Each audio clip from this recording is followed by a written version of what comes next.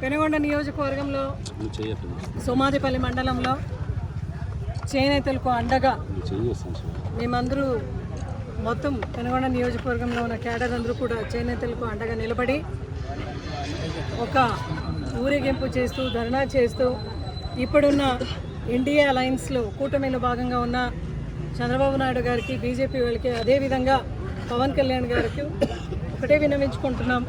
ఎలక్షన్కు ముందరైతే మీరు భారీగా హామీలు ఇచ్చినారు, ఊరూరు తిరిగినారు, మైక్ పట్టుకున్నారు.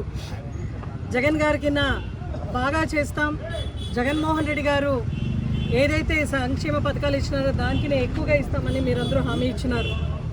అయితే నేతన్న పరిస్థితి ఎంత దారుణంగా ఉంది అంటే ఇచ్చిన హామీని 2 సంవత్సరం అయింది. మీరు ఏదైతే హామీ ఇచ్చినారో ఫ్రీ కరెంట్ గురించి, పవర్ లూమ్స్ అయితే ఏమి, హ్యాండ్లూమ్స్ అయితే ఏమి, దాని గురించి అసలు మీరు మర్చిపోయినారు.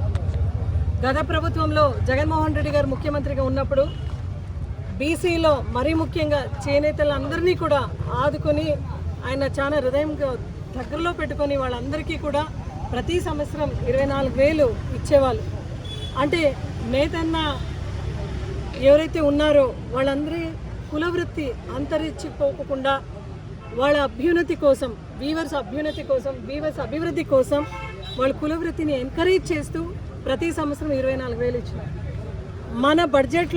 మన బడ్జెట్లో దాదాపు జగన్మోహన్ రెడ్డి గారు 5 సంవత్సరంలో 1,000 కోట్లు కేటాయిస్తూ నేతన్నల వీవర్స్ అభివృద్ధిని మనం చూసినాం.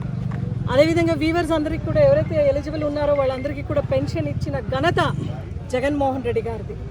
అదేవిధంగా జగన్మోహన్ రెడ్డి గారు ముఖ్యమంత్రిగా ఉన్నప్పుడు గోల్డ్ మార్కు, అదేవిధంగా gold zari, silver zari, German zari rate చూస్తే చాలా తక్కువగా ఉండేది. ఈరోజు మనం చూస్తున్నాం జర్మన్ జరీ రేటు జగన్మోహన్ రెడ్డి గారు ఉన్నప్పుడు 550 రూపీస్ పర్ మార్క్ ఉండేది, ఈరోజు 1000కి ఎక్కింది. అంటే పెన్షన్ లేదు, వాళ్ళకి ఇచ్చే ఎంకరేజ్మెంటు 24,000 అదీను లేదు. అదేవిధంగా ఇట్లా ఈ మార్క్స్ అన్నీ కూడా జర్మన్ జరీ మార్క్స్ కూడా గగనాకి ఎక్కినాయి.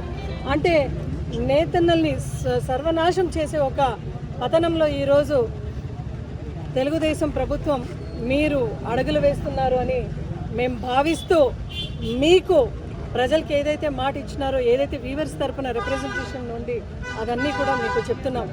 ఈరోజు టీడీపీ ప్రభుత్వానికి మరీ ముఖ్యంగా ఈ శాఖకు మంత్రిగా ఉన్న సవితమ్మకు ముఖ్యమంత్రి గారు కూడా ఒకటే చెప్తున్నాం, దయచేసి నేతన్నలందరికీ కూడా 24,000 ఏదైతే జగన్మోహన్ రెడ్డి ఇచ్చినారో మీరు ఇంకా ఎక్కువగా ఇస్తామని చెప్పినారు కదా, దయచేసి అది వెంటనే ఇచ్చే కార్యక్రమం చేయండి. చాలా సఫర్ అవుతున్నారు వీవర్స్ అందరూ కూడా. అదేవిధంగా మీ బడ్జెట్లో 2026 బడ్జెట్లో దయచేసి సవితమ్మ నేతన్నలకు ఉత్తుతు మాటలు చెప్పేది కాదు, ఆ శాఖ మంత్రిగా వెంటనే 2,000 కోట్లు ఈ ఒక బడ్జెట్లో వాళ్ళ అభ్యున్నతి కోసం మీరు కేటాయించండి.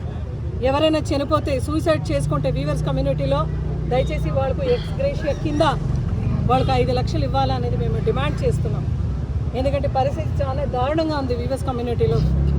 అదేవిధంగా సవితమ్మ నిన్న ప్రెస్ మీట్ పెట్టి, అంటే వైఎస్ఆర్సీపీ పార్టీ ఎప్పుడైతే ఒక ఉద్యమం చేస్తున్నారో నేతన్నల కోసం అని తెలిసిందో వెంటనే ఆమె ప్రెస్ మీట్ పెట్టి ఏప్రిల్ నుంచి పవర్ లూమ్స్ అండ్ హ్యాండ్లూమ్స్కి ఏదైతే ఉచిత కరెంటు ఫ్రీ పవర్ ఇస్తామని చెప్పినామో అది ఇస్తామని చెప్తా ఉంది. అంటే సవితమ్మకు ప్రజలందరూ కూడా ఏప్రిల్ ఫుల్ చేయాలని ఏప్రిల్లో ఇస్తానని చెప్తా ఉంది. ప్రజలు స్పెషల్లీ వీవర్స్ వాళ్ళందరూ ఒక చెవిలో నీకేమన్నా కాలీఫ్లవర్ కనపడతా ఉందని నేను ఈరోజు సవితమ్మని అడుగుతున్నాను. మంత్రిగా 2 ఏళ్ళు ఉన్నావు, ఏ రోజు కూడా ఉచిత కరెంట్ గురించి నువ్వు మాట్లాడలేదు వీవర్స్కు. ఈరోజు మేము ఉద్యమం చేపట్టామంటే ఈరోజు మాట్లాడేకి వచ్చినావు. నీకు నిజంగా చిత్తశుద్ధి ఉందా అమ్మా? నీకు చిత్తశుద్ధి ఉందా? చిత్తశుద్ధితో పని చేయి. ఎందుకంటే అధికారం శాశ్వతం కాదు. నీకు ఏదన్నా ఇట్లా మంచి మాటలు చెప్పి ప్రజల సమస్య ఏదన్నా చెప్తే నీ ఈగో హర్ట్ అయ్యి, ఏమ్మా సవితమ్మ నీ ఈగో ఎంత హర్ట్ అవుతుంది అంటే దుష్ప్రచారం, విష ప్రచారంలో భాగంగా అందరినీ కూడా తిట్టే కార్యక్రమం నువ్వు చేస్తావు. ఇంకా నువ్వు ఏదైతే ఎలక్షన్లో అందరినీ వాడినావు, నువ్వు తల్లి అనవు, చెల్లి అనవు, బాబాయ్ అనవు, గొడ్లి అనవు, అన్ని అస్త్రాలు వాడిన తర్వాత వాట్ నెక్స్ట్? ఇంకా అభివృద్ధి వైపు అడుగు వేయాలి.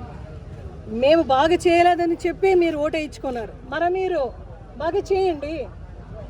అదేవిధంగా ఉపకులాలు ఎవరైతే ఉన్నారో ఈ నేతన నేస్తంకు అర్హులున్న స్పెషలీ కురుబ సామాజిక వర్గానికి కూడా కంపెనీ వేసే వాళ్ళందరికీ కూడా డబ్బిచ్చే కార్యక్రమం ఆ రోజు 24,000 ఇచ్చే కార్యక్రమం ఆ రోజు జగన్మోహన్ రెడ్డి గారు చేశారు. ఈరోజు కురుబ కులంలో పుట్టి కూడా ఈ ఒక్క కంపెనీని వేసే ఒక వృత్తి కూడా అంతరించిపోతూ ఉంది అంటే నువ్వేం చేస్తున్నావు? సో మా డిమాండ్ని మీరు పరిశీలించకపోతే డెఫినెట్లీ బీసీ శాఖ మంత్రిగా కూడా నీకు బాధ్యత ఉంది, జౌళి శాఖ మంత్రిగా కూడా నీకు బాధ్యత ఉంది.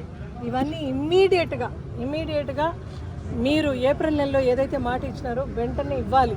లేకపోతే ఆ రోజు కూడా ఇలాగే రోడెక్కి మళ్ళీ వీవర్స్ కమ్యూనిటీ పరంగా నిలబడి ధర్నా చేసే దాంట్లో ఎక్కడ కూడా వైఎస్ఆర్సీపీ పార్టీ వెనకడుగు వేయదు అని చెప్పి ఈరోజు మళ్ళీ ఎన్డీ అలయన్స్లో ఉండే వాళ్ళందరికీ కూడా చెప్తున్నాం. దయచేసి దీనిపైన స్పందించండి, రాజకీయం చేయొద్దండి. నేతన్నలు అందరూ కూడా నలిగిపోతున్నారు. వాళ్ళ జీవితాల్లో వెలగ నింపాలంటే ఖచ్చితంగా వాళ్ళని ఆదుకునే ఒక ప్రయత్నం మీరు చేయాలి.